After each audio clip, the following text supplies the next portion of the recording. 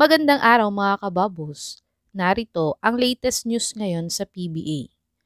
Coach Leo Austria, official ng head coach muli ng San Miguel Beermen. At isang import gustong subukan ng galing ni Kabayan Brownlee. At Magnolia Hotshots, may paparating na bagong import.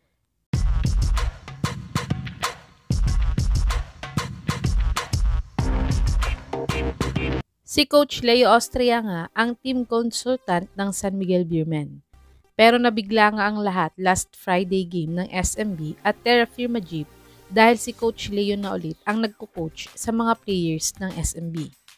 At dahil sa pagbabalik ni Coach Leo, ay na-stops nga nila ang kanilang 2-game losing streak. Dahil na blowout win nga nila ang Terra Firma Jeep sa score na 116-88.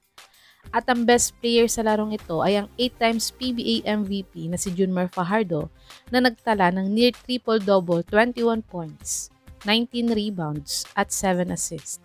At kanina nga lang ay official nang kinumpirma ni Coach Leo Austria na siya na ulit ang bagong head coach ng SMB. Wala naman daw masamang tinapay sa kanila ni Coach George Gallen na dinimote bilang team consultant ng team.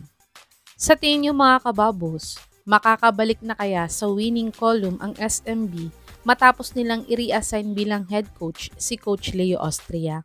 I-comment nyo na po yan sa baba. Dumako naman tayo sa bagong nangahamon na import kay Kabayan Justin Brownlee.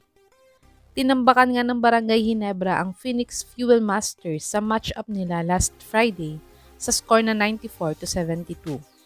At ang best player sa laban na to ay ang star rookie nilang si RJ Abarientos na nagtala ng 12 points, 5 rebounds at 6 assists.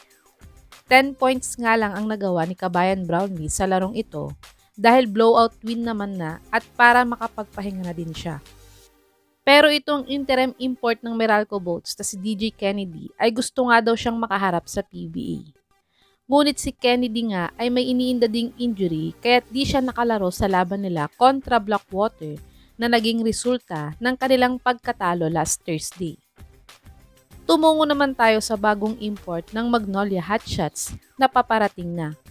Ang Magnolia Hotshots nga ay may 3-game losing streak na matapos silang talunin ng TNT last Wednesday.